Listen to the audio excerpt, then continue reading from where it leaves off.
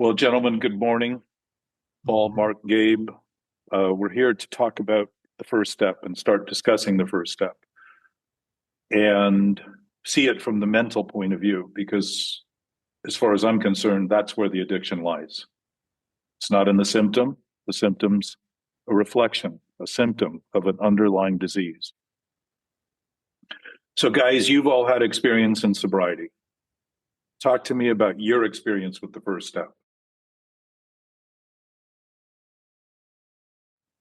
Well, I'll go. This is Gabe. Mine, I was my first time in sobriety, really um very heavily drinking and really stumbling into the meeting rooms, shocked and beaten down like everyone else probably in the program. So it was about my first sponsor, who's not my current sponsor, just had me do a lot of writing and sort of reflecting on solely the drinking, sort of just talking about not really getting into any powerless, more about the unmanageability of Mm-hmm. what the drinking did. We dealt very little bit about power, just that I couldn't stop drinking once started. That was my sort of experience. And that's kind of a tacit agreement of powerlessness, unmanageability, inability, dysfunction.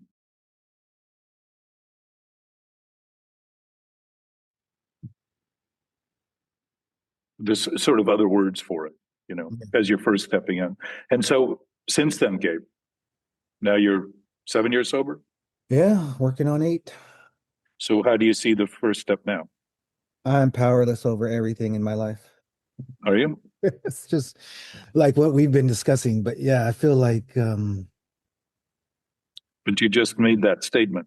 yeah, that powerlessness, the way we talk about it as the mental condition, the mental obsession, can probably almost apply to most things in my life, the way I initially handle them, the way I reflect on them, and the way I try and work on them in a principled way. And I would Mm-hmm. say the last 5 years and the last, say, 3 with you guys has been the accelerated curve upward, of really trying to identify these things. Like I came into this discussion with severe panic attacks, about work, about life, about everything. And like I said, those panic attacks were sort of that powerless feeling of I can't control whatever it is. They were not about drinking, my panic attacks. They were Mm-hmm. mostly about work, but it's the same idea. So what do you think the root is there? Yeah, the mental obsession, the wrong thinking, thinking false things are true. Yeah. All of those things we've been discussing. Yeah. So it's lying. Yeah. So something to think about a lie. We don't normally we think of lies as only things we think we're lying about, right? Mm-hmm. If I'm hiding something from somebody or I said I didn't do something and then I need to maintain it, it takes effort to maintain that and to continue to give the appearance that I'm comfortable with that, right? Because if I say something like that and I'm shaking and sweating, nobody's going to believe me for the most part, right? You can see in interrogations when they do those video interrogations, you can see when the people say things and you can see they're not comfortable with what they say. They're kind of really pushing the point, but they're not comfortable. They're not at ease with it. It's not like somebody saying, I didn't do it. I wasn't there. Who wasn't there and didn't do it? Very different approach. So if we are maintaining any idea, even in what we call the subconscious, that is untrue and thinking of it as true, and one way we could gauge that, one way, is that we're relying on it. Even if we don't think we're relying on it, we've got this sort of built-in automatic cultural idea, whatever it may be. It's going to create a disturbance in our experience. Why? Because we know better. All the steps are about principles, as we were talking about earlier, Gabe. Mm-hmm. And each one of the principles, by the way, they're all defined. Like honesty is the principle of the first step. So it's really a noun, but it's useless if it isn't turned into a verb and acted on. So if I can understand what honesty is, and I think it's this thing I have to go attain and I can't reach and I can't get to, I'm not going to employ it. But honesty doesn't require us to be right. It's simply an accurate assessment of what we're doing while we're doing what we're doing. And if I feel disturbed and I talk about that, I can begin to show, reveal, accept the disturbance is coming from something I'm doing. And if I'm thinking about what's right as right, there's not going to be a disturbance. So it's not going to be about that. It's going to be about something I'm thinking that isn't right, that I think is right. It's going to be something somewhere in my psyche that I'm doing, but it isn't really something somewhere. It's this thing I'm doing now that's happening. It's happening right now. The only place I ever am, we ever are, is where we are. And to begin to simply concede I'm disturbed and recognize the disturbance is coming from something I think is right that's wrong, or something I think that's wrong that's right. It can be the same thing in both directions. Whatever it is, you can see the conflict in that, and the inner conflict, the emotional turmoil, and the mental anguish starts to occur. So in the first step, it very clearly says in the 12 and 12, which is what I tend to spend most of my time in, because Bill wrote that about the steps after he had experience with the steps in 17, 18 years of sobriety.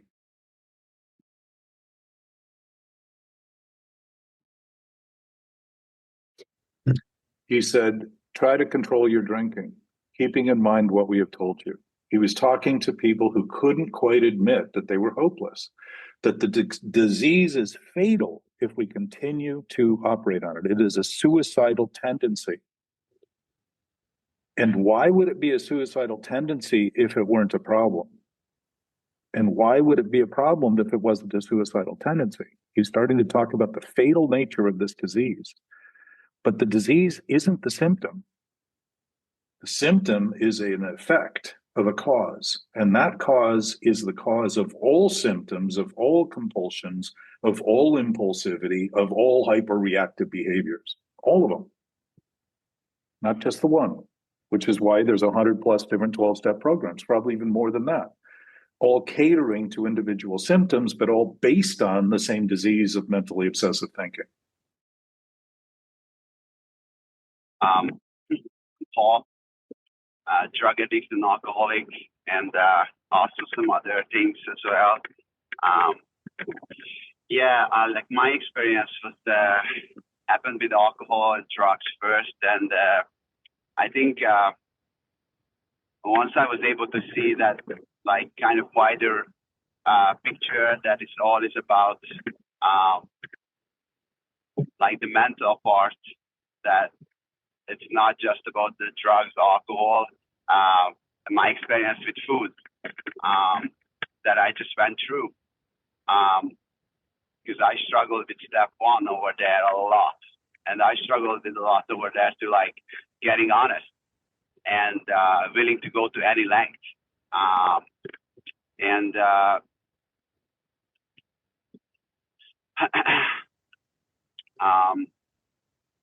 Now I'm able to see that like the powerlessness over not just these substances, but also like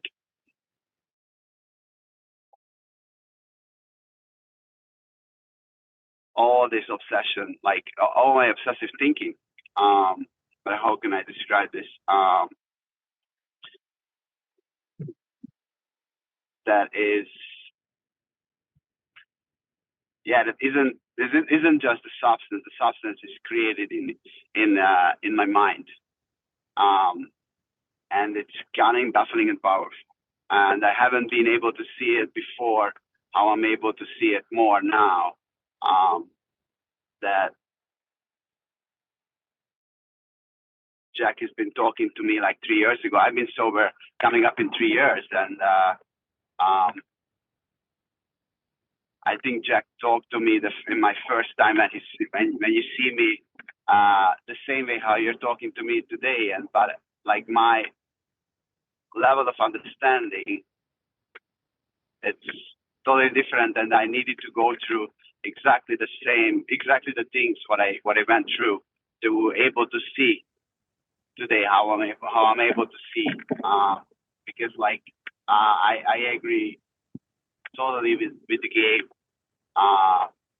that I'm powerless over everything, and once I take back the power, then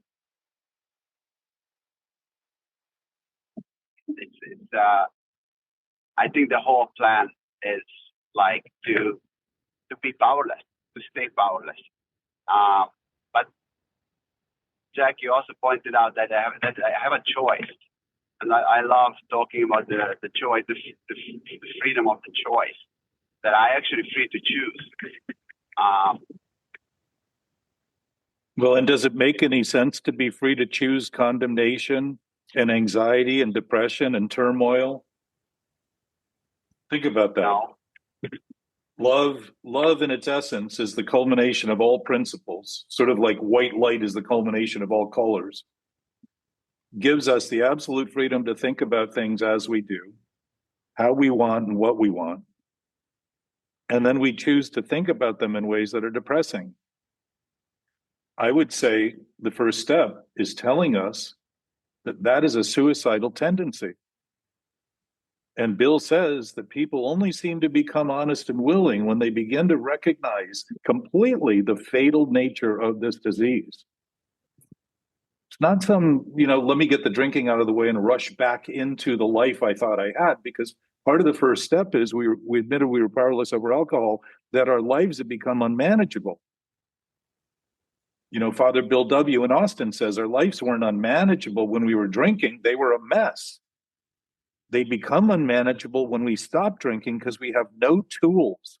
If the tools we were using had us drink and drug and do any compulsion as a form of resolution to our problem, as a form of a solution, then we've been acting insanely and developing skills that have no basis in reality in terms of our instinctive nature to survive. And he's telling us, without seeing the fatal nature, that few people are honest and willing enough to actually face the consequences of taking direction and beginning to understand things that would seem impossible to even consider within the context of the insanity. So keep in mind, he's telling us in the first step that we're insane in terms of our thinking. And not only are we insane, it's just an induced insanity. When you said those things, those thoughts come up in your mind, that they're made up in your mind, Paul, you're the one making them up. It's like your car that you're driving right now. Your car isn't deciding where you're going. Your car doesn't just take over. It doesn't have a mind of its own, that self you think you are. Because if you're thinking about thinking itself has all of a sudden become yourself, that's what subjective self-centered thinking is. The idea that I'm creating my own reality by having a thought and concluding the thought is right and real and true. And now I am defined by that thought, because if I can make up reality in what I think, I must also be that thought. I must be made up in thought. So that self-centeredness isn't self-centeredness, it's thought-centeredness being imagined to be who we are. And all we are then is our thoughts. So I race around trying to have my thoughts get better and better and better when the whole context of that idea is worse. It's killing me because it's an argument in favor of non-existence to make believe that all the reality there is isn't the reality that is. When I start thinking it's my own reality, I start thinking there's no other reality. Bill says the chief activator of our fear is the idea that we'll lose what we have and not get what we want. Think about that in relation to this. If I think by creating my own reality, I have actually lost reality because I have a greater sense of knowing reality because that's the basis of my existence. And I go about acting like I have my own reality and I've got to perfect my own reality before I can get back to reality. All I'm doing is getting better at feeling disconnected from reality and apart from reality and depressed as a result. Naturally. So that's insane. That is an argument in favor of non-existence. The second half of this We're afraid of losing what we have and not getting what we want. What do I want? To turn my thoughts. I think more and more and more thinking is going to turn my thoughts into reality because I become so consumed, so intoxicated with the ability I have to think. This amazing thing that I'm given, this amazing opportunity I have to make choices and turn them into something useful and beneficial. And I can't seem to get it to work when it comes to this idea that I can turn a lie into truth. I can turn false into truth, or I can turn truth into false. Can't seem to get there. That's the powerlessness. He's not telling us we're powerless over everything and there's nothing we can do. We're being told that as long as we lie and believe in the lies, and then believe in the lies we don't even think we're telling, we're going to live in a state of psychotic fear. And we're going to call it self-centered fear because we think who we are is stuck in thinking and we can't get out. People talk about it that way. I'm stuck in my head. My thoughts are intruding on me. They're attacking me. Our thoughts do not have a life of their own that we do not imbue them with simply by giving them the meaning that we think they have. It's insanity. If it weren't, we wouldn't be restored to sanity in the second step. We're taking a first step to begin to admit complete and utter defeat. What does that mean? Impossibility will never be possible, ever. Things that we think are impossible that are possible can become possible because we're only thinking they're impossible because we simply haven't done it. That's a big difference between trying to create reality and make believe that the essence of existence, the universe, life, is dependent on our thinking. That is an impossibility because we are already imbued with reality. We already have reality. The nature of nature is reality and truth and love and life and light and all of the things that are talked about that are virtuous and moral. We already have it. We wouldn't be depressed about creating our own reality if we didn't. The depression is a body language telling us something is wrong here. Pain tells us something is wrong. It doesn't prove truth. We use the misery to say, well, it must be real, it must be true, because it hurts so much. That's like going to a movie and thinking the horror film is actually happening because it scares you. Or being in a dream and thinking it's reality when in fact it feels like it until you wake up and you say, that was only a dream. But this daydream that we've become so addicted to and so commonly focus on as our life and life in general, and greed and all of these contemptful behaviors are human nature. That's not true. Those are all the behaviors coming out of this desperate plea to solve a problem that we will never solve from thinking because it is already solved. It isn't gone. It isn't somewhere else. It isn't some place to seek or find. It's absolutely present where we are, always. Absolutely. You just touched on every point of the first step and leading up to the first step. I mean, can't have the first step without leading up to the first step, which is, they were talking about the unmanageability. And that unmanageability for me was definitely not being able to accept reality, or basically the truth about just like it was up to you to accept it before it could be. Correct. So that's all I could do. You thought. Right, was continue down that road, was my mental thinking, which brought me to the point of such insanity. Well, it didn't bring you there. You were in it to get there, to think you were finally there when you noticed it, right? Well, I didn't notice it right away at all. Exactly. Other people noticed it and had to lock me up. I'm saying you thought you only got there when you noticed it, but it's like reality. We don't have to notice it for it to be here.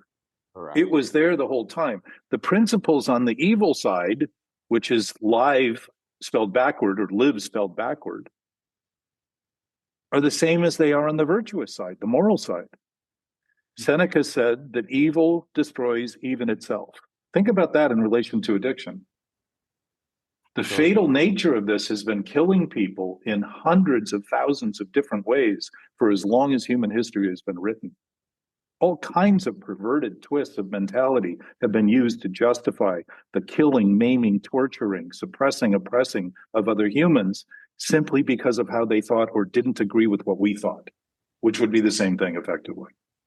So the point I'm making, Mark, it's kind of like the allergy. The allergy is a big component of the first step. The allergy, if we have the allergy, we have the allergy. Nothing we can do about not having it. We have it. So if I introduce the thing that I'm allergic to, that allergy becomes apparent immediately. I get rashes, hives. I react somehow because it's an abnormal reaction. But if I don't taunt it, if I don't feed it, it's completely dormant and I would never even know that I had it while I still have it. Because it's having no effect on me whatsoever if I don't actually trigger it. And my finger is on the trigger. Think of that in relation to suicide. If I'm triggering an allergy and acting, think of peanut allergies and bee sting allergies. I don't know anybody with a peanut allergy that goes out of their way to get near peanuts or binge on them and say, well, you know what? I'm at the movie theater. I can binge on these tonight, because the effects are immediately damning. But with drugs, with alcohol, with processed food, with sugar, all these other things that tend to lead to the other programs, food and like Paul's talking about, they're highly concentrated and our body can't deal with them. They're derivatives of nature. They're not actual nature in all of its full form. But those things that we feel better about for a second, we take that immediate instant gratification and think, if I just keep doing this, I'm going to maintain that bliss and that happiness and that sense of freedom. Which, when you noticed wasn't there, is pretty depressing when you finally come to terms with the point you were just mentioning. Well, yes, it's very depressing, but that it also brought me, I think, to my moment of clarity. When yes. You were seeing it. You were noticing it. Right. That's a moment of clarity. That's actually honestly admitting what's happening. It's exactly what this step is about. Right. And that process was, I think, me noticing noticing my self-centeredness and the lack of gratitude and the lack of honesty and the lack of facing consequences.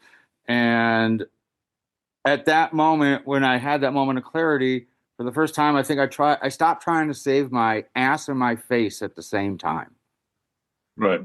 And was willing to face the consequences and just be honest and truthful with myself and others about just everything, no matter what. And save my ass. Didn't matter what my face looked like at this moment. I just, I needed to save my ass for the first time. Well, not for the first time, but for the first time, my willingness was matched. Yes, because you were willing to look at it clearly. Yeah. And you naturally were willing. Naturally. And that was, I think, my first time with some faith. The reason no human power can do this is because when we're willing to do the thing that is wrong, there is no amount of will, there is no amount of faith, there is no amount of hope, there is no amount of belief that we're going to have in it to make it right. So the first step we're talking about, we've had faithless ideas about our ability to drink or do drugs. We've had faithless ideas about our ability to think things into reality. Doesn't mean we can't manifest things and transform reality, but we're not creating reality. We're just manipulating it, influencing reality. And that clarity, that moment of clarity, is simply the honesty of saying, oh, I've been doing this. I'm the one doing this. But the difference too, Marc, is you're not doing it to yourself. You're doing it, and you are experiencing the ramifications of making believe you have a self to do it too. But also noticing that I'm doing it to others. Of course. Everything you do affects everyone. Right, but that was the first time that... Yeah, you saw it. I saw it. Yeah. So think of the object... Do something about it.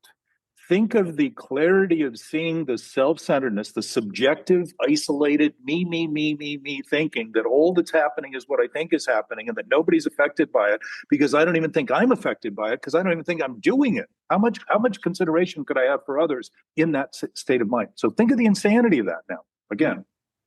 How much honesty could I have? How much worthiness could I have? How much trustworthiness could I have? I could have none of it.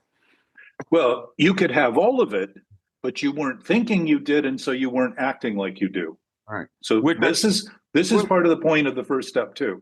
Correct. Which I think brought me for the first time where I started, correcting those measures and being mindful about my actions and my thoughts.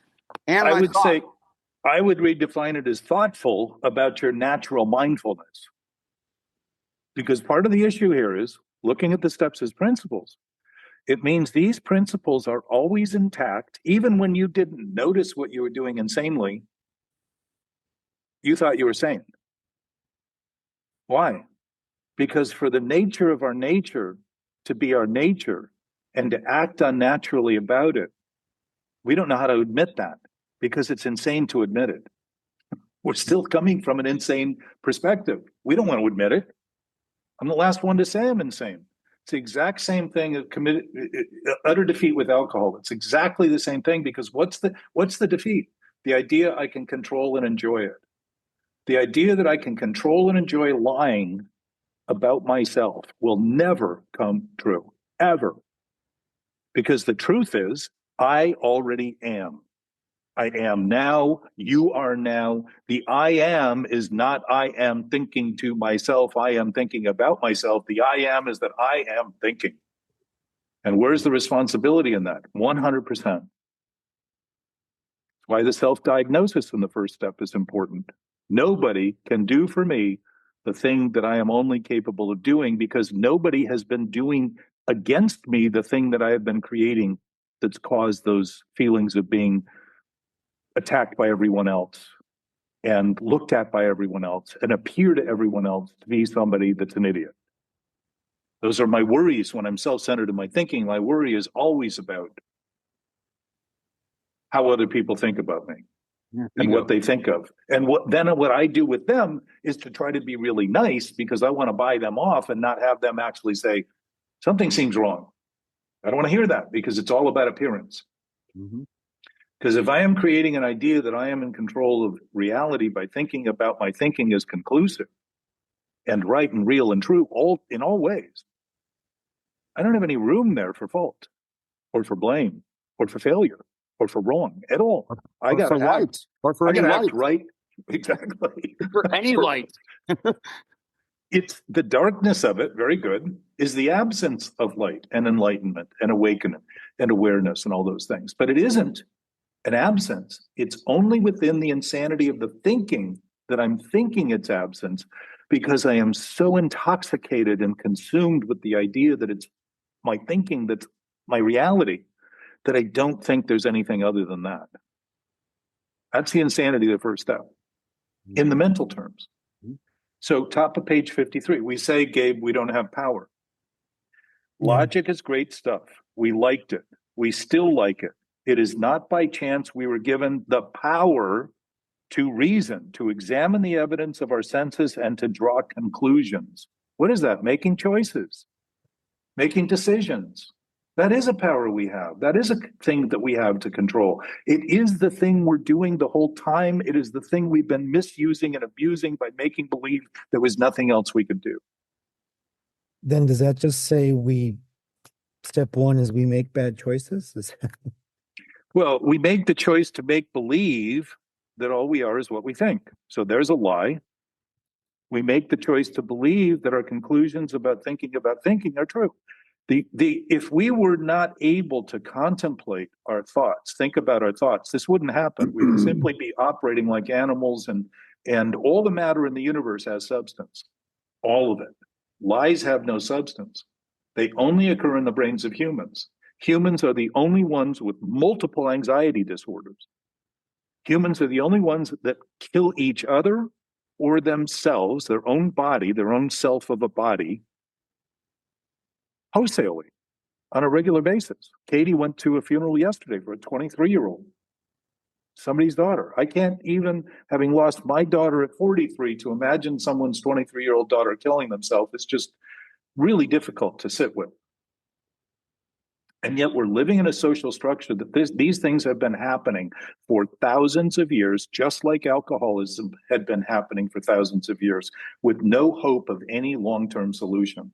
Exile, institutionalization, execution, complete condemnation was the only thing thought by society now. Think about this. If there was a solution, just like you just described, Marc, before you noticed it, you thought you didn't know it. But you had to have known it, and yet we're in an insane mode of thinking, denying it, and making believe it isn't there because you hadn't paid attention to it yet, honestly. Think of that. Oh, I knew it was there. Yeah, absolutely. I knew it was there. You just didn't think of it as anything you could do anything about.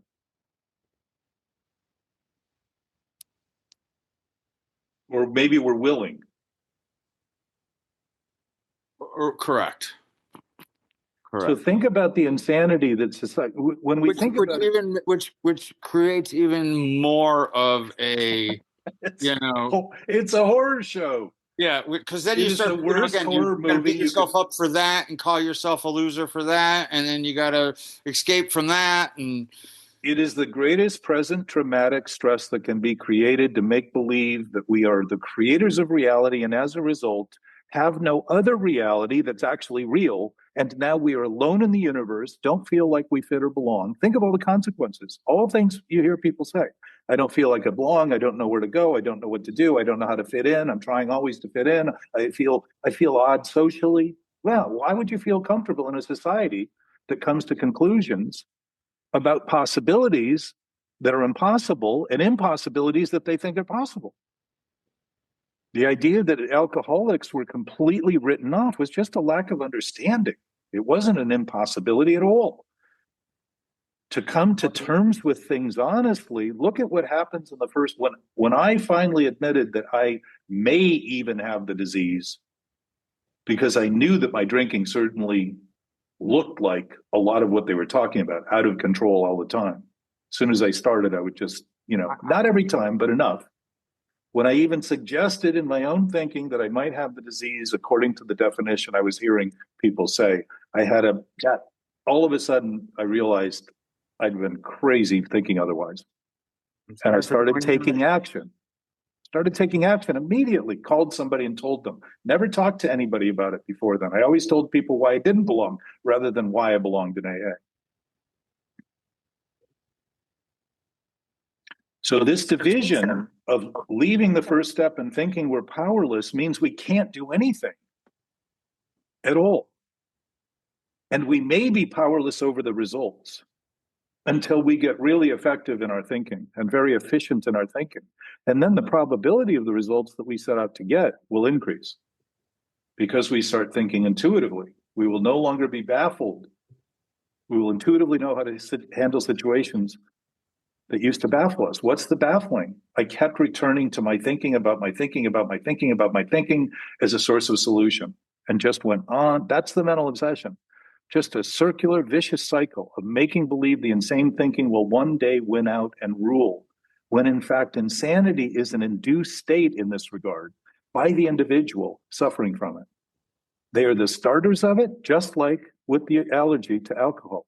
The allergy sits dormant. We are immune to the craving until we pick up a drink. But what has us pick up that drink but the mental craving? The craving is in the mind. We talk about the physical body as though it's separate from the brain, but the physical body houses the brain, exactly where the thinking occurs. But consciousness precedes all life forms. We've been looking at it backward because we've been thinking about it only within the context of the thinking. And leaving this step with the idea that we can't do anything means we can't practice the principles in all the rest of the steps. We can't take the steps. That isn't true. I've known plenty of people to do that. It doesn't mean we're looking at them and all their implications. And my sense, Bill told us, more will be revealed. We know only a little. He talked about it all. He talked about turning from finite self to infinite possibilities in some fashion. That's not the actual sentence, but It's referenced over and over and over again in the big book. Absolute, infinite, unlimited, all-knowing, all-powerful. There's no exceptions to that. No exceptions at all. I can think about it any way I want, and it's going to stay the same. If I start noticing that, I begin to realize that I don't have to think of it at all for it to be exactly as it is. And so my thinking about my thinking starts to relax because I realize it ain't getting me there. I'm already there. It's not going to get me to that place I think I need to find. We're talking about something that cannot be lost. That's what principles are in spiritual principles, in affirmative principles, in principles worth affirming rather than evil principles, which are, if I drink, I'm going to have a craving and I'm going to die. It's exactly what the book tells us. So if the thinking is that way, it's a suicidal tendency to make believe that I can continue functioning on that same thoughtless basis and become efficient and effective in the world and feel valuable, because all I'm doing is trying to hide behind a seeming artifice, an artificial mask of who I think I am and who I want everyone then to seem to appear as to everyone else. I want everybody else to see me as my appearance and how I seem, rather than notice that how I am is exactly how they are in their essence. Now I'm unified. Now that thing you just talked about, Marc, is being able to think about others starts to happen, which is exactly why step 2 talks about restoration to sanity. Why? We're starting to come to believe that there's something beyond our thinking. Why? Because now we're thinking objectively. We're introduced to the whole concept that subjectivity and objectivity is actually the same thing. It's just a choice to take a position and make believe it's the only position, or to take a position and make believe, or just simply concede, I've taken a position. It doesn't disqualify all other positions. It actually confirms all other positions can be taken. I'm not at odds with anybody in that form of thinking. I'm only at odds by making believe a position I take is the only position I can take, should take, and everyone else should get on board with it. And now I'm at odds with everything and everyone. Not a comfortable way to live. No reason, or a good reason, self-centered fear seems to be so obvious to people coming into Alcoholics Anonymous or facing a addictive dilemma like this in any form: sex, food, any of it, codependency, Al-Anon, all of it is a challenge. When I've developed for years and years and years the defensiveness and the defiance and the denial as sources of life forces, when in fact they have no power, because they have no substance. Lies have no substance. They are completely induced in brains of humans. They don't operate in the universe. They have impacts on everything because they're destructive. To make believe that something with the real substance abuse isn't the alcohol, it's the idea that a lie has substance. That's the real substance abuse. Jack, would you say that rage rage and using or acting out in an addictive fashion can be this? It's the same thing to me. Like when I'm in my addiction, I'm raging. You know. Well, part of the appearance we're trying to create is that we're not. I know, but it brings me back to something that was once said, which I absolutely love, which I just want to read again. You said, "You don't need to rage to let them know what you're thinking. Honestly, I rage because I've tried so long to be nice instead of honest. While praying in vain, one day it'll be enough. So it's not them I'm angry with, but my own deficient vocal cords. I want to give them everything I got. I don't want to be scared of their feelings or of their emotions. I want to act with honesty and trustworthiness." So think about the self you think you are. What do you think that self is based on if it's not who you are?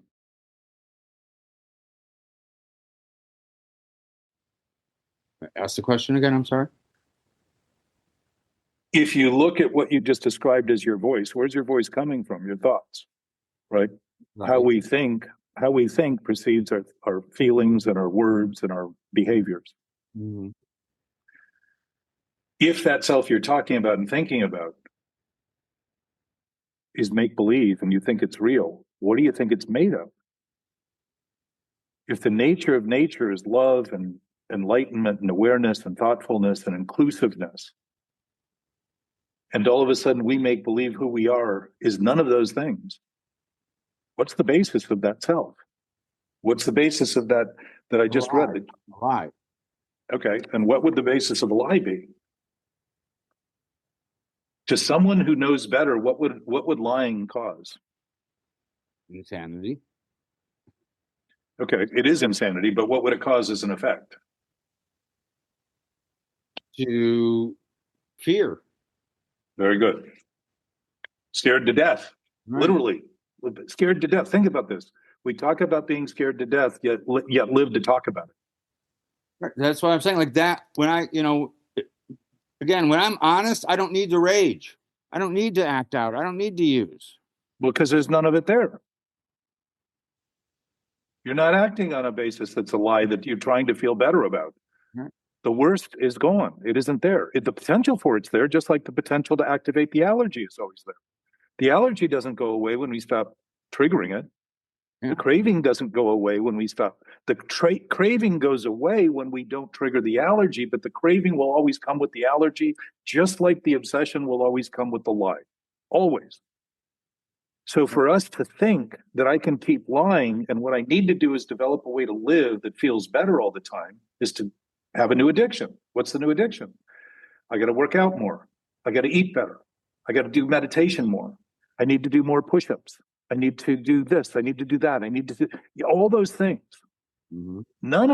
All of those things are actually better. But when those things are trying to overcome something mentally that we're constantly maintaining by thinking we're feeling better about them, we're only feeling better because something is worse. And the idea that people make resolutions to work out for the first 2 weeks of every year is kind of ridiculous. We build up 50 weeks worth of absolute unwillingness to do anything healthy. And all of a sudden, January 1st, we're just going to make this miraculous transition.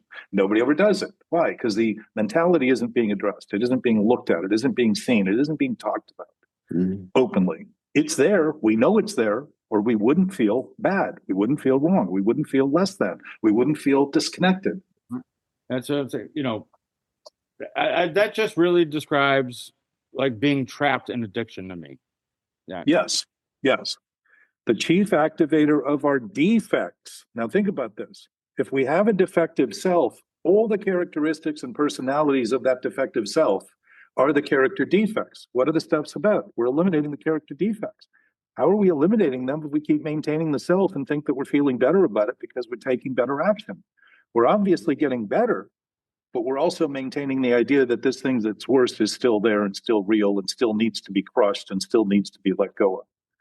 Think about the way Bill talks about the ego. Deflated, absolutely deflated, absolutely let go of, completely, utterly abandon ourselves is what he says. Think about that. There can't be a self worth anything, nothing in that regard, because what we're talking about is the false self that we have reimagined as ego, when in fact ego is a word started as meaning I. So think about that. We're treating the I am thinking about myself, I am thinking to myself as this separate false self, and we've re-identified it by the original word that was used for I and calling it now ego. Ego is the I am, and yet we call it now the false self. We've changed the words to support the contention. It's real, it's true, it's happening to us rather than being caused by us.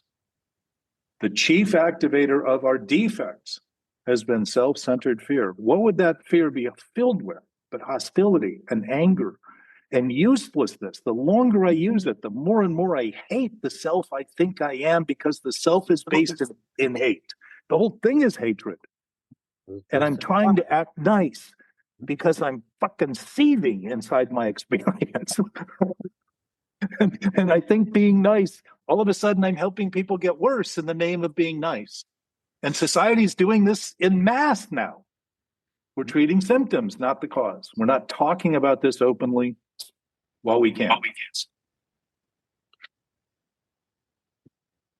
Primarily fear that we would lose something we already possessed, an absolute nature, period, reality as our source, as our absolute indivisible, meaning I can't separate from it. I can't not have it. Nor can anyone else when I start to look at this honestly and see that we're all on that basis. So this now becomes a societal problem and a societal conversation rather than just the people that look like addicts because they're suffering and they're on the street with needles in their arms and drinking and all that kind of stuff. Society is the enabler in this case by making believe nothing can be done for them but to serve the interests of satisfying the symptom. Think about the thing that overdoses have dropped because we created a new drug to help people not die.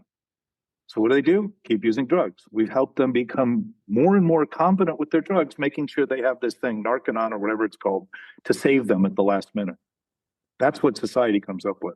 That's our solution, a commercial solution to a mental problem. Primary fear that we would lose something we already possessed, an absolute state of being, an absolute state of awareness, an absolute loving, peaceful, silent, absolute stable existence, and would fail to get something we demanded, which is that we turn this insanity into reality. That's the demand of the first step. And what am I going to do to satisfy that? Everything I can to obliterate the awareness I have in drugs, drinking, codependency, sex, food, any compulsion that gives me a chance to think I'm escaping it. There is a compulsion attached to every obsessive thought, and all obsessive thoughts are compulsive. They're the same thing in different forms. One is mental, the other one is the body acting out on that mentality. But both of those, by the way, we talk about the craving as being a physical phenomenon. The brain is in the physical body. The brain is the command center. The brain is the dashboard of the body. We are right now doing trillions of chemical interactions. The brain is monitoring trillions of chemical interactions to allow us to have this conversation. We're not thinking about it at all. What we're thinking about is the stuff that we're creating and making and think we then need to manage. And that by managing it, we maintain it, we continue to perpetuate it. And the unmanageability of the step is the idea that this is ever going to be enough management. We can't do it. And yet we keep doing it. We're not going to succeed. We're not going to succeed. And yet we're capable by the freedom of choice we have to continue to maintain that insanity. We are free because it's up to each of us to either choose it or decide not to choose it. And the idea that there's no other choice is another insane idea, because the whole basis of choice as a principle is that it is also not allowed to be chosen. You can also not choose it. Wouldn't be a choice if you couldn't choose it. It would be an instinct.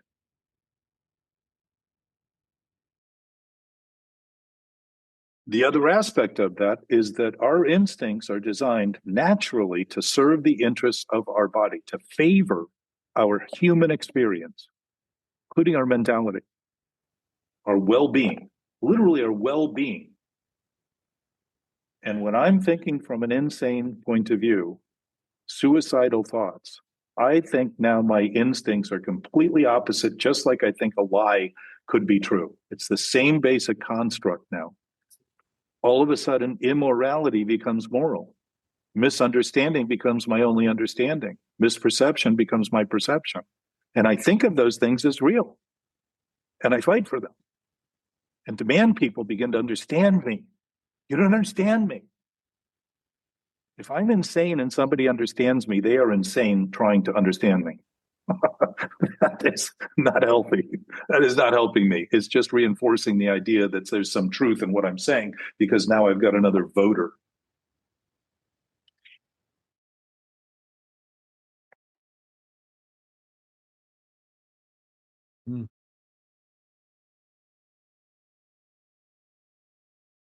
So the whole idea of self-diagnosis means we are each sitting in the throne, literally, of freedom we have to pick and choose the choices we pick and choose.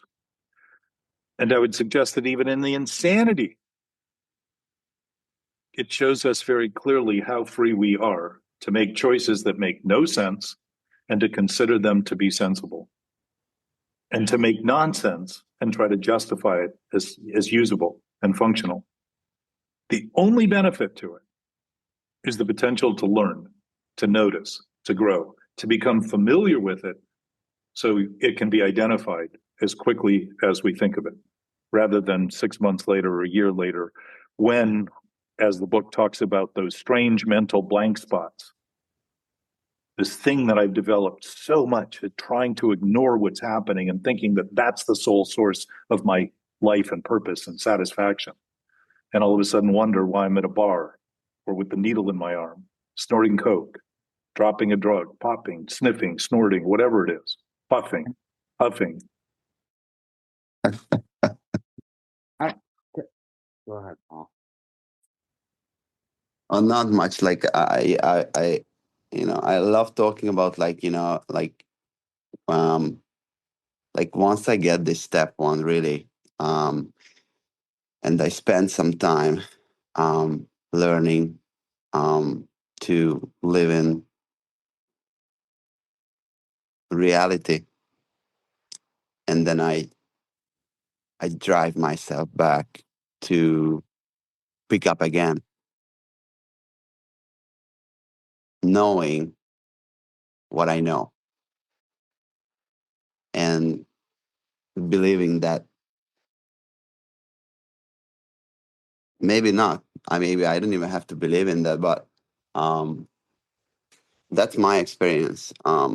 That and like knowing that like I can't control my drinking, like I cannot, and regardless pick up again, and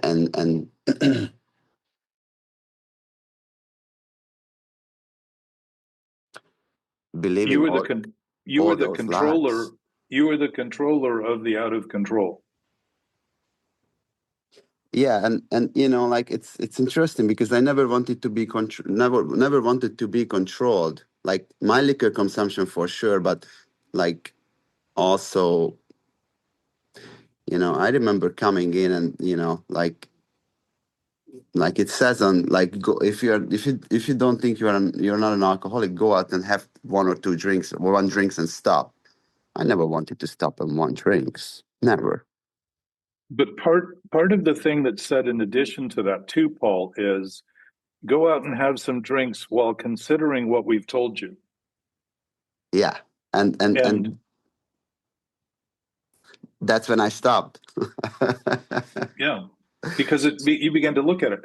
It says in the first step, once we discover the fatal nature of the disease, do we become open-minded with conviction? This is paraphrase, but once we discover the fatal nature of the disease, and I'm talking now about realizing this is a death wish.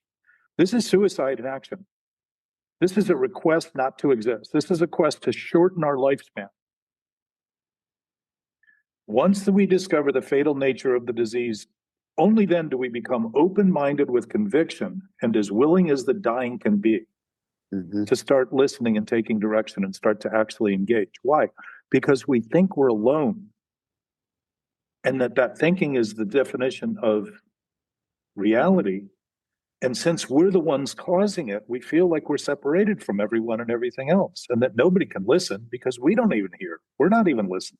What we're listening to is nonsense and trying to make sense out of it. In our own experience, we've got a relationship with a self that's insane, and we're trying to talk to it and make sense of it, which again just reinforces the insanity. It's all happening within thought. It isn't happening within reality, except to the fact that we are absolutely designed to think. It isn't that we think that is the problem. It is what and how we think about things that the problem exists.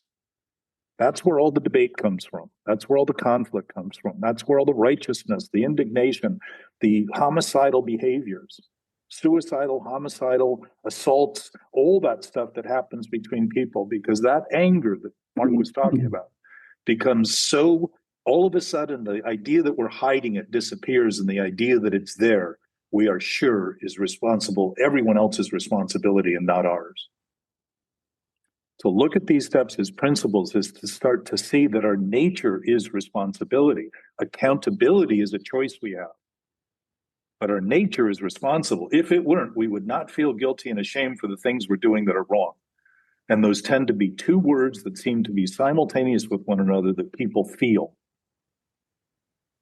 And we've now called them emotions, when originally it was happy, sad, glad. Those were the emotions. It was just a range of joy and sadness and such things. Now guilt and shame are part of what we're feeling is the actual conviction of our activities.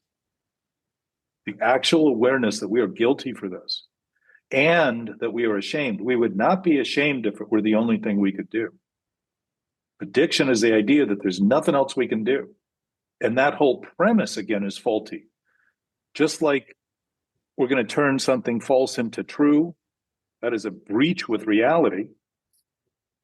The idea that I can take a position or any position to the exclusion of all other positions follows that kind of thinking, which sets me up to be at odds with everything and everyone. And it isn't just everything and everyone out there, but I'm going to use them as an excuse to disavow my own involvement in having created the entire situation to begin with, and not created it some time ago to be doing it right now, all the time. If I'm witnessing those things and thinking about others pitifully, I am thinking about my own pity that I am unwilling to admit I have. Self-pity is the realization of a pitiful self that we make believe is all we are and based on all we think. It's not true. But we can think it is. We're free to think it is. And I have no hope of my words ever being sufficient for anyone, because ultimately it's the interpretation, the application each of us have the freedom to make that make the differences in how we operate, whether we are dealing with the bedevilments or the promises. And the bedevilments all line up to a promise, every single one of them. We'll talk about that later.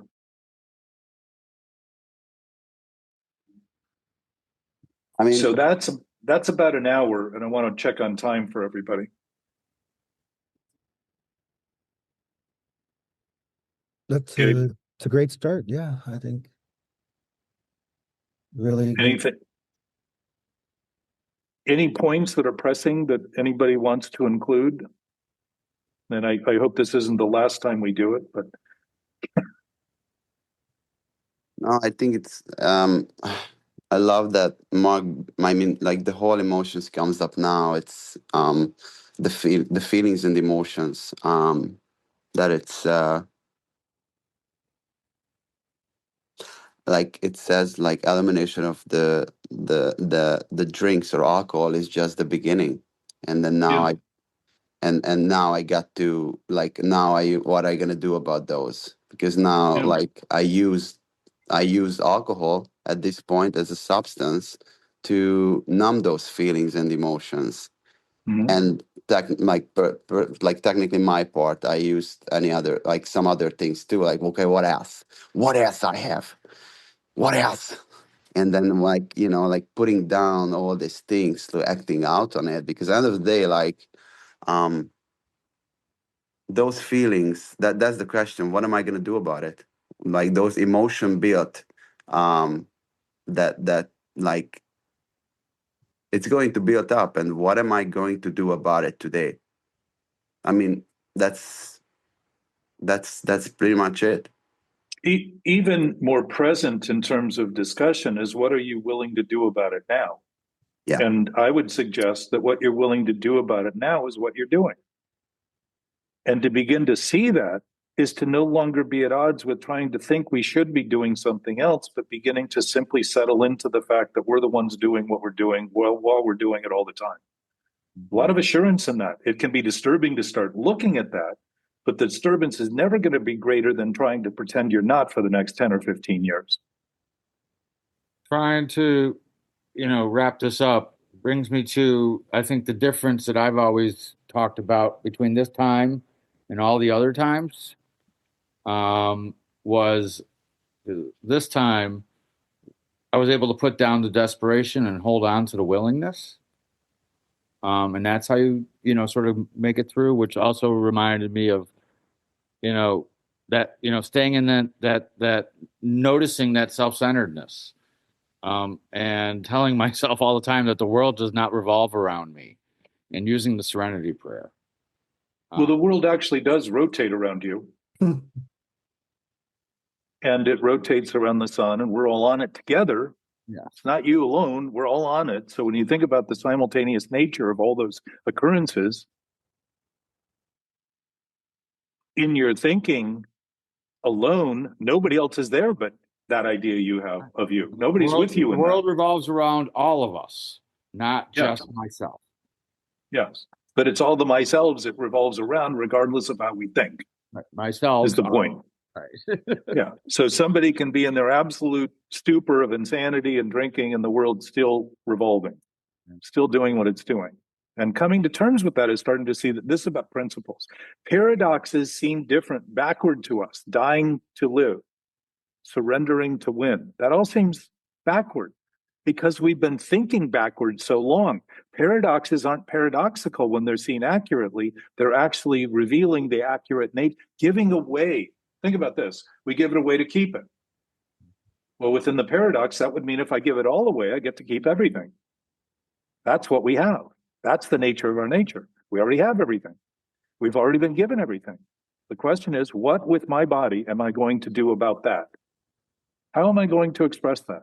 How close am I going to get to that absolute state that I already am in my functional capacity as a human being? Am I functionally literate enough to read the body language and the alarms and bells and whistles to begin to correct the wrong, to achieve what's right, what's beneficial, what's useful, what's generous, what's loving, what's caring, what's considerate for others?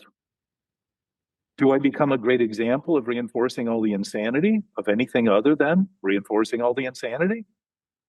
That isn't helpful. It's demonic. Literally, it's a demonstration of unprincipled ideas. So think about the paradoxes as being natural, when in fact we call them paradoxical because we think we're all the things we have imbued this self to be. We aren't. That's just, again, an insane idea. So that's number one to think about. Beautiful. Thank you. To the degree that we don't think this is a fatal disease, we're not honestly admitting that we're killing ourselves. Anxiety, stress, and pressure inhibits the body's ability to function naturally. We're sitting here not thinking about all the billions of things, maybe trillions of chemical interactions our brain is monitoring. We're not thinking of those things, and yet it's doing those things. And yet we can undermine every one of those things it does. Every one of our systems in our body, cardiovascular, parasympathetic, nervous system, and metabolic system, is undermined by stress and anxiety. So we are the benefactor of this incredible machine that we've been given, this credible computing capacity we have in our brain, most of which we don't even notice we're doing, and it's happening. While it's happening, we don't notice it's happening. Why don't we notice? Because it's working. It's not dysfunctioning. When it dysfunctions, we know quickly. My kidney hurts, my back hurts, my leg hurts. We know immediately some attention. Emotionally, we hurt, we're depressed. What do? Take a drug. Do something to treat the symptom rather than begin to realize we're the cause. Our physiology is affected. Our chemical balance, internal chemical balance, is utilized for an emergency that does not exist when we're acting in insane ways, when we're choosing to act on insane ideas. We set off all the bells and alarms, and our body is reckoning with the fact that I cannot process insanity any more than I can process alcohol. The metabolism can't process alcohol. It's an abnormal reaction to it. So if it doesn't get it, it doesn't have a problem. If it gets it, it's a problem. If I don't think insane thoughts, I don't have obsessive thoughts. All obsessive thoughts are insane. But now they're all the thoughts. It's not just alcohol. It's not just drugs. It's everything, every compulsion. Because this is the basis of our humanity, is the ability to freely think and choose how and what we want to think. So to the degree that we don't see this as a fatal disease, we're going to miss the social implications and all the obvious occurrences that are happening historically and presently that are sick consequences of this thinking, and miss the value in seeing them and beginning to admit this is a social problem that hasn't been talked about. It's a species problem that hasn't been talked about honestly, like so many other things weren't talked about honestly, and we acted deficiently and defectively as a result. Thinking the world was flat, we thought the horizon was the end of the world. So what did people do? They didn't approach the horizon. The irony with that is you can't even reach the horizon because the closer you get to it, the further it gets away. And yet nobody's fallen off the planet yet. Nobody ever. We wake up relying on gravity and don't even fully understand it today. We have great reliance on absolutely dependable things and don't notice that and give credit to that to help stabilize our thinking and realize how much sense does it make for me to be thinking about my thinking as the source of my worry and problems, rather than begin to notice that I'm in the midst of an incredibly stable experience. Everything that's happening has always been happening. And how things turn out is always how things have turned out. And what people are doing is always what people are doing. And what I'm choosing to do is always what I'm doing. Those aren't doubtful approaches. Those aren't questionable questions. That's just beginning to say that we think is a fact. That we are is a fact. I don't have to understand why to be here. I can't even question whether I should be here if I didn't belong. It'd be impossible.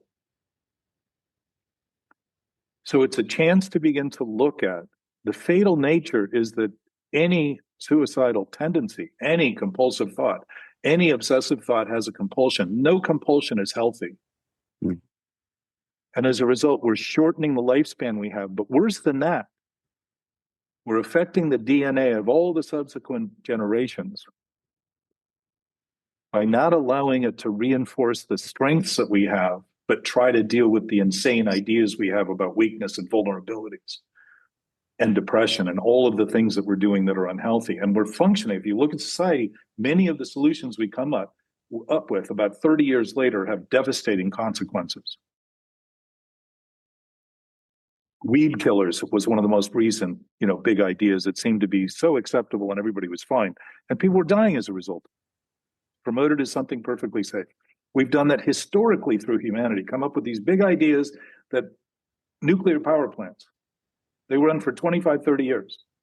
The manifestation of the consequence is about a 1.5 million year solution. We don't even know how to contain this stuff for 50 years right now, 100 years. And we're still going to talk about more. The universe is filled with energy, and we don't seem to be able to figure out how to actually utilize it without creating a byproduct that's deteriorative, disintegrative, and causes health problems. First step is about honest admission about our drinking and choices we make. Abstinence is sanity for any compulsive behavior. We don't set the trigger off, we're not going to have the craving. But emotional sobriety is living sanely while we're abstinent. That's the goal of sobriety. Beginning to notice that the real problem begins when you stop the drinking and start looking at what's happening. That's the life has become unmanageable because we've been thinking about life as only what we thought life was, which is completely unmanageable. This isn't about not having any control or power. It's about having no power over lies, because lies have no substance, and all matter in the universe, including our physicality and our consciousness, has some element of matter that's substantive and essential as a result. Essence is essential. It's not optional. It's not something we can give or take. It's not something we can lose. It's not something we can find. It's always the present state of our being, where we are as we are now. We know we're aware. We know we know. And to begin to remind your brain of that while you're thinking otherwise, because you're bringing light to that darkness, will allow it to quickly see these things, and they will become laughable rather than think of them as personally and not be very funny, to be the joke, to be the brunt of the joke. Most people don't like jokes that are on them per se. We certainly don't like being the joke as an imposter and living that way and acting as though all we are is the ugly face that we put on and the mask that we wear, rather than the absolute essence of the nature that we've always had, even while we've been wearing that mask. If you stand in front of a mirror, it's going to give you an absolute clear reflection of what's standing in front of it. You don't have to like it. And dealing with this and coming to these terms can be tricky and difficult because it's a complete unraveling. But the fact that we have an absolute source is the strength and the power and the glory forever, literally, because it's presently always available. It's not somewhere else. It's where we are. The first step is a profoundly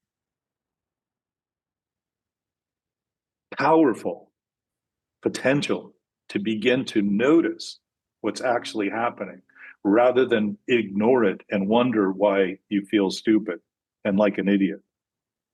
Ignoring things is ignorance. It's not the source of intelligence.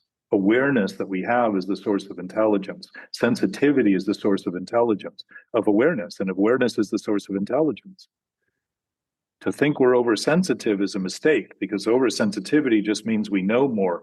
The only reason we think we're oversensitive is because we don't want to admit the things we know. My sense is we're not afraid of the unknown, we're afraid of what we know. Because to admit it would be to put us central to having been the problem all along, rather than make believe somehow we'll finally find an excuse that we'll be happy to live with and won't be embarrassing. It's a little embarrassing to find out that you're the center of the problem. Not you in your essence, but the thinking you're doing about you, the you think you are, is the source of the problem. That's all. And like any darkness, if you flip the switch, rather than trigger the allergy, the light goes on, the darkness disappears immediately. It doesn't take time, it doesn't negotiate, it is gone. And that's what enlightenment and awakening is about. That's exactly where the first step is heading.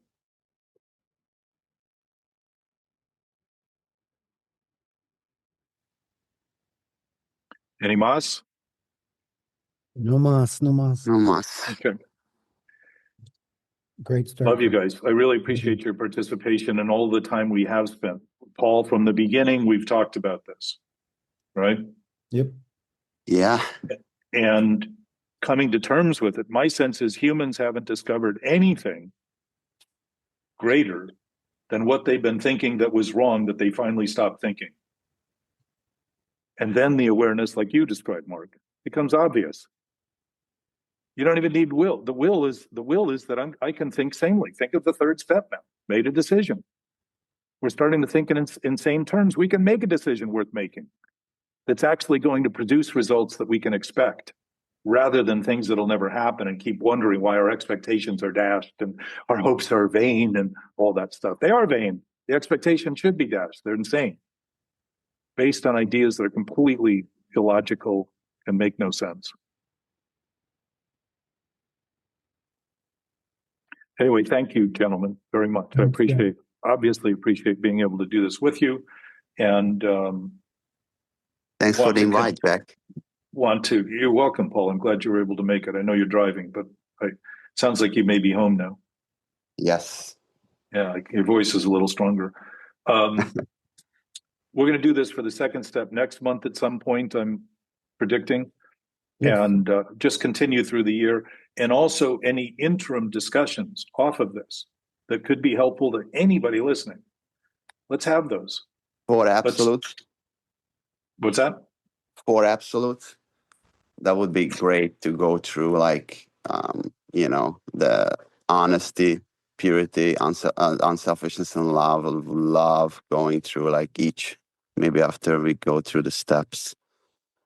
Well, as you're on that, Paul, that was the basis from the Oxford group that the 12 steps were built on. So to think of the steps as something we're going to do, you notice how the program is built in one way, right? There's one program. Mm-hmm. But everybody thinks they have their own. Because we're all free to deal with things the way we want, we all do it differently. It doesn't make the program my own, it makes it ours, seen as mine, because it's how I deal with it, what I do with it. I can think of the steps as something to do and do and do and do and do and redo, and finally get to the point where I've been honest enough. But if I'm not honest about the basic insanity of this, I'm never going to get there. I'm just going to keep redoing them and redoing them and redoing, and I might feel a little better because at least I'm heading in a direction that's somewhat fruitful. But if I'm not looking at this honestly, and starting to see the nature of this problem as something I'm starting to see as a result of sobriety, not something that stops when I get sober, not something I'm not doing, is to really begin to see what the daily reprieve is and what step 10 is at that point, where we're practicing all of these principles in all our affairs. We're starting to actually account for everything in the 10th step, and 11 and 12, we're introducing the idea that we practice these in all our affairs. Why would we be asked to practice them in all our affairs if everything that was happening wasn't a part of this and was somehow apart from it, and that alcoholics were the exclusion rather than the best example that humanity has had to see can recover? Went on for thousands of years with nobody recovering, notably. And the few people that did had these strange spiritual experiences that nobody could ever make sense out of. So never put the conversation together to begin to say, maybe that's the solution. Maybe that thing they're doing without even understanding it, just simply admitting it and talking about it could help. And that's what happened in the 1800s. That's what I was just about to say. That's the next 12-step program. Politics. Well, I think politics will always be about appearance. But my sense is when the voting public becomes sane, people will not be running around with big ideas that subject everyone else to their insanity. It'll just be naturally a very, think of two things.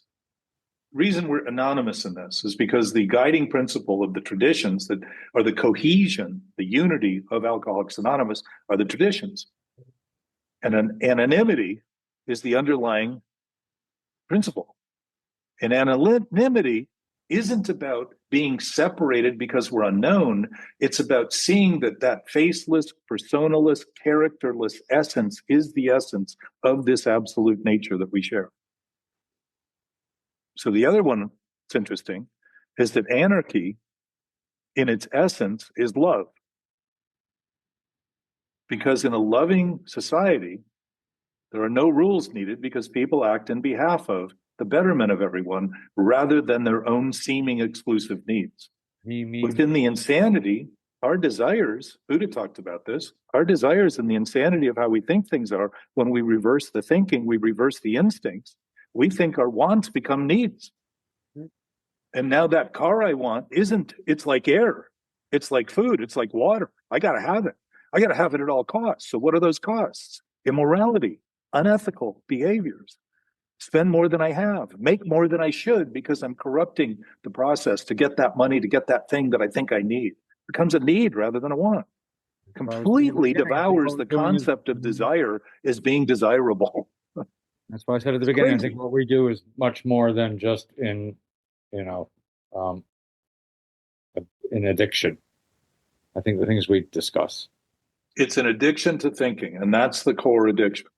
The addiction to the idea that thinking about my thinking is someday, somehow that I'm going to be able to control and enjoy it because I'm going to finally realize, just as this says, lose something we already possessed, which is the absolute nature of nature, the absolute nature of life, of love, of all of it. We've lost it by making believe we have our own reality, or at least we think we have. And would fail to get something we demanded. What are we demanding? That we turn our thoughts into reality. And you better listen to me and do what I say. Or else you are trying to compete with my life. My life now depends on you agreeing with me, rather than you having the absolute freedom that you have to think whatever you want. And I am happy to hear all the crazy ideas you might have because it's fun to listen to all the variety of things we can all come up with. It's also fun to witness, like you just went through a 9-year process with Sharon, the potential we have to help other people and actually help them rather than help them to the idea that getting worse is the only thing we can offer. Those things are very, very rare. Maybe we'll talk about that once too, Marc. Marc helped a woman who was blind for 9 years and the bank called the police on him for elder abuse. Just is so insane. But to talk about it and see it accurately is to have some levity. The book talks about we're not a glum lot. Why? Because we've started to laugh at the things we used to take seriously. And to take the self I think I am seriously is to think that it isn't a joke and think the imposter syndrome is some strange thing that I'm witnessing rather than an actual consequence of that imposter I'm posing as on a daily basis. So I am not saying these things because I don't do those things. I'm saying these things because I want to get better talking about them and talking with others about them so we can begin laughing collectively at the potential we have and the capacity we have rather than the diminishment of that capacity and potential as being the only thing we can do. The laugh and love and the joy is seeing the contagion because it isn't even contagious. We already know, we already have. And to notice it is the difference between acting on it and thinking there's something to act on. We're trying to introduce to our thinking about things the way things actually are, rather than continue to make believe that thinking about things is the only way they are. Love you guys. Love you, Thanks, Jack. Jack. Deep breath all day long. See ya. Bye, Gabe. Bye, Bye. Paul. Hey, Jack. Yeah.